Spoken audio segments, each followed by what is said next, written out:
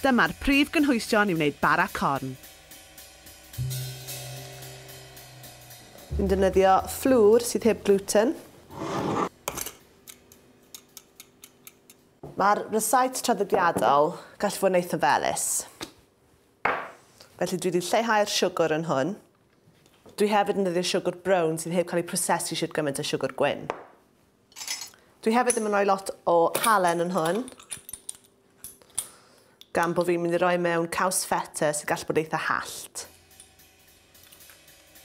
Dim ond 1 llwy de o halen ac yna 4 llwy de o bowdr codi.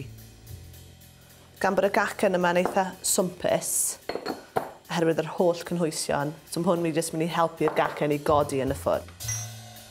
Torrwch 5 sibwnsyn yn fan a 75 gram o domatos wedi sychu yn yr haul. Mae'r ein llawn blas, felly ydych chi'n defnyddio llai yn yr ysait. A bysach chi os ydych chi'n defnyddio tomatos arferol. A hefyd llai o ddŵr ynddyn nhw, felly fydden ddim yn troi'r gacen yn lib. Ychwanegwch 2 wy, 110 gram o fenyn wedi toddi a 480 ml o lath enwyn.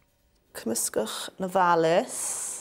Dyma pam dwi'n galw e'n cacen yn fwy na bara, gan i fi mae fe'n edrych fel fi yn wneud cacen fan hyn. Dych chi ddim yn gweithio fe fel toes bara. Ychwanegwch y llysiau, tin bach o gorn melys a 100 gram o gaws feta wedi falu'n fan.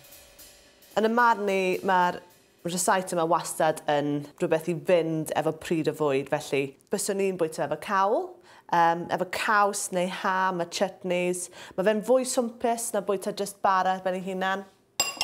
Felly bydde'n cadw chi'n llawn am yn hirach. Dylech chi bod bwyta wedyn llai ohono fe.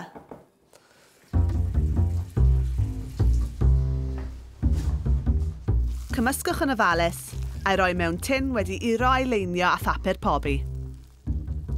Fyse bacwn di mygu'n blasu'n neis yn hwn. A caws glas hefyd.